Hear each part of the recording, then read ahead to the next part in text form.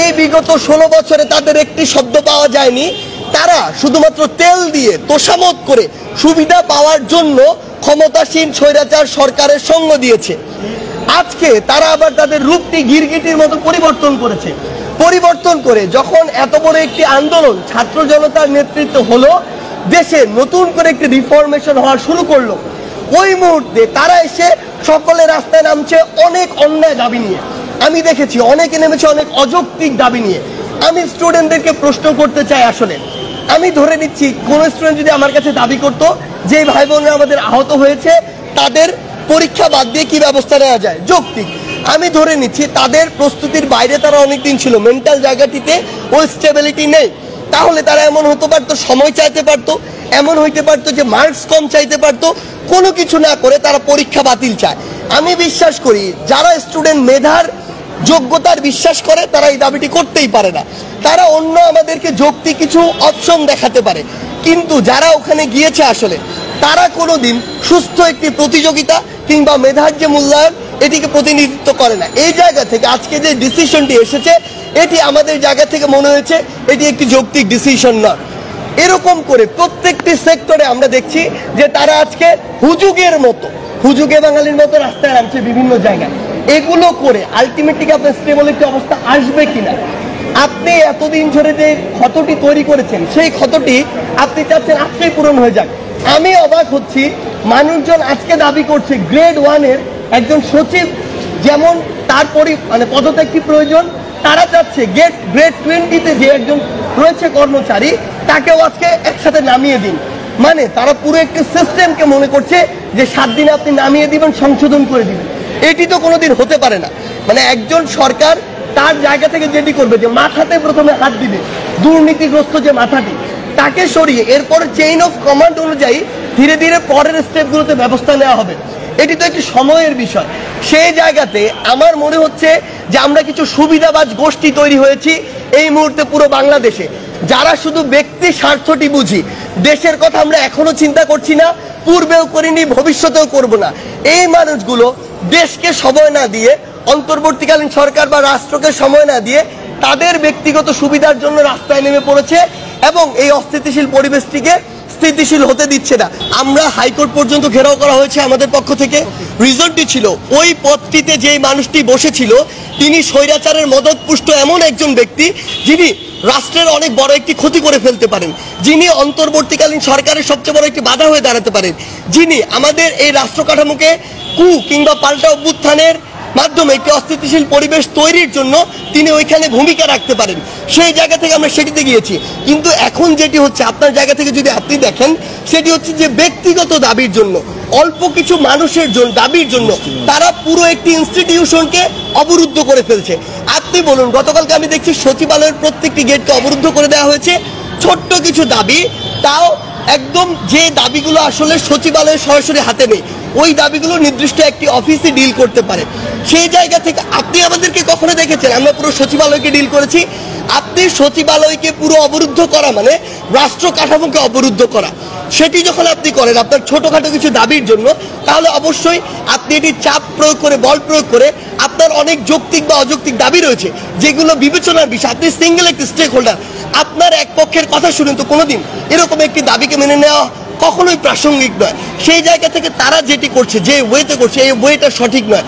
আমরা তো তাদেরকে আহ্বান করছি, আপনারা প্রথমে বৈষম্য বিরোধী ছাত্র আন্দোলনের কাছে আসুন। সেখানে যদি না হয়, যদি আস্থা না পান, আপনারা অন্তর্বর্তীকালীন সরকার প্রতিনিধির সাথে আলোচনা করুন।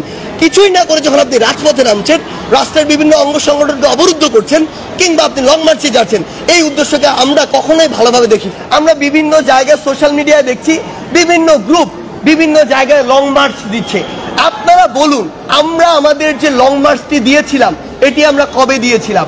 এই লং মার্চটি আমরা আমাদের সর্বশেষ যখন দেয়ালে পিঠ থেকে গিয়েছে তখন ফ্যাসিস্ট সরকারের পতনের জন্য দিয়েছিলাম। তাহলে এটা আমাদের 36তম দিনের সর্বশেষ প্রোগ্রাম ছিল। আজকে বিভিন্ন জায়গায় বিভিন্ন সংগঠন দেখি প্রথম দিন তাদের লং মার্চ প্রোগ্রাম দেয়। এই জিনিসটি কি বোঝায়? এই জিনিসটি বোঝায় যে তারা আসলে সর্বশেষ সময় গিয়ে যেটি করতে চাচ্ছে এটি হচ্ছে একদম তাদের দেয়ালে পিঠ থেকে গিয়েছে। অথচ তারা আমাদের সাথে যোগাযোগ করেনি, তারা বৈষম্য বিরোধী ছাত্র আন্দোলনের কারোর সাথে যোগাযোগ করেনি, তারা অন্তর্বর্তীকালীন সরকারের কারোর সাথে যোগাযোগ করেনি। তারা আমাদের সাথে যোগাযোগ করে যদি আমরা রেসপন্স না করতাম, তারপরে তারা যদি সেখানে যেত, সেটি যৌক্তিক মানা যেত। সরকার আমাদের কাছে তখন রেসপন্স করেনি বলেই আমরা ধীরে ধীরে বাংলা ব্লকের থেকে শুরু করে ওই এক দফা দাবিতে গিয়েছিলাম। কিন্তু তারা আজকে যেগুলো করছে এটি কখনোই কাম্য নয়, যৌক্তিক নয়। আমাদের জায়গা থেকে স্পষ্ট কথা, আপনি যদি আমাদের কাছে না আসেন কিংবা সরকারের কাছে না যান কিংবা লিগ্যাল অ্যাপ্রোচে না যান, আমরা ধরে নিব আপনারা রাইট ওয়েতে যাওয়ার মানসিকতা ধারণ করেন না, আপনাদের কোনো ভিন্ন উদ্দেশ্য রয়েছে। এবং আমরা এটি আপনাদের বলে দিচ্ছি, সেই উদ্দেশ্য নিয়ে আপনারা যদি প্রশ্নবিদ্ধ কোনো কর্মসূচিতে যান, তাহলে পরবর্তীতে কোনো অপ্রত্যাশিত সিচুয়েশনে আপনারা আমাদের সহযোগিতা পাবেন না, এটি আমরা আমাদের জায়গা থেকে স্পষ্ট করে বলে দিচ্ছি। আর যদি আপনারা আমাদের সহযোগিতা কামনা করেন, পাশে আমাদেরকে চান, এনি টাইম এনি মোমেন্ট আপনারা আমাদের কাছে আসলে আমরা সেই বিষয়ে রেসপন্স করব। সময় লাগতে পারে, কিন্তু আমরা অবশ্যই রেসপন্স করব। সেই জায়গা থেকে আমি সকলকে স্পষ্ট করে বলে দিতে চাই, যত স্টেক হোল্ডার রয়েছেন, আপনারা লজিক্যাল ওয়েতে যান, সরকার থেকে শুরু করে রাষ্ট্রকে সময় দিন। আমরা বিশ্বাস করি সময়ের মধ্য দিয়ে অন্তত আগামী 1 বছরের মধ্যে আমাদের যে ক্ষতগুলো রয়েছে সেগুলো রেকটিফাই করে আমরা একটি নতুন পথের দিকে এগিয়ে যেতে পারবো। 4টি হসপিটালে গিয়েছিলাম, ঢাকার যে হসপিটালগুলোতে সবচেয়ে বেশি পরিমাণে আসলে আমাদের আহত ভাইরা ভর্তি রয়েছেন। আমরা আমাদের যে বার্ন ইনস্টিটিউট সেখানে গিয়েছিলাম, ঢাকা মেডিকেল কলেজে গিয়েছিলাম, আমরা আমাদের নিটোর অর্থাৎ অর্থোপেডিক যে হসপিটাল সেখানে গিয়েছিলাম, এবং সবশেষ এই যে শহীদ সরওয়ার্দী মেডিকেল কলেজে এসেছি। তো আমাদের সবগুলোতে দেখে আমাদের আসলে যেই জিনিসটি মনে হয়েছে, আমরা প্রত্যেকটি স্টেক হোল্ডারের সাথে আসলে কথা বলেছি। আমরা ডক্টরদের সাথে কথা বলেছি, স্টাফ যারা রয়েছে বিভিন্ন পর্যায়ে তাদের সাথে কথা বলেছি, এবং যারা রোগী রয়েছে আসলে তাদের সাথে কথা বলেছি। তো এই কথাগুলো বলে আমাদের যেটি মনে হয়েছে যে আসলে এই জায়গাগুলোতে, এই হসপিটালগুলোতে একটি করাপ্টেড সিস্টেম তৈরি হয়েছে, যেই সিস্টেমটি আসলে আপনার অপারেশন আগে হওয়ার জন্য টাকা নেয়, যেই সিস্টেমটি আপনার বেড চেঞ্জের জন্য টাকা নেয়, যেই সিস্টেমটি আসলে আপনাকে এক্সরেটা আগে করিয়ে দেওয়ার জন্য টাকা নেয়, যেই সিস্টেমটি আপনার একটি ভালো খাবার এনে দেওয়ার জন্য টাকা নেয়, মানে প্রত্যেকটি জায়গায়, ইভেন আমরা প্রত্যেকটি ওয়ার্ডগুলোতে দেখেছি যেই খাবারটি দেয়া হয় আসলে এই খাবার রাস্তার ধারেও এত বাজে মানের খাবার বিক্রি হয় না। তো এই প্রত্যেকটি জায়গায় এই যে একটি করাপ্টেড সিস্টেম হয়েছে। ইভেন আপনি যদি আপনার সবচেয়ে মুমূর্ষ অবস্থায় ব্লাড কিনতে যান, ব্লাডের তো একটা রেট দেওয়া রয়েছে সেই ব্যাগের, সেখানেও তাদের লাভ খুঁজে এবং যেটা নির্ধারিত দাম তার চেয়ে কয়েক গুণ বেশি দাম নেওয়া হয়।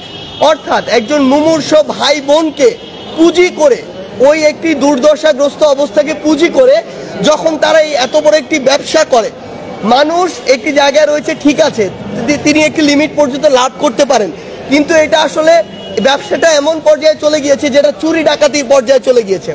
তো আমি এই আসলে মধ্যস্বত্বভোগী বিবেক বোধহীন যারা রয়েছে এখানে কাজ করছেন তাদের উদ্দেশ্যে আসলে একটি কথা বলতে চাই। আমি জানি না তাদের কোনো ফ্যামিলি আছে কিনা, ভাই বোন কেউ আছে কিনা, বা তারা কখনো হসপিটালে ভর্তি হয় কিনা। যদি হয়ে থাকে, যদি তাদের ফ্যামিলি থেকে থাকে, এই মানুষগুলো যারা সবচেয়ে সংকটপূর্ণ সময়ে হসপিটালে আসে তাদের মিনিমাম বিবেকবোধ থাকলে এই জিনিসটি চিন্তা করা উচিত। এটি হচ্ছে নৈতিকতার জায়গা।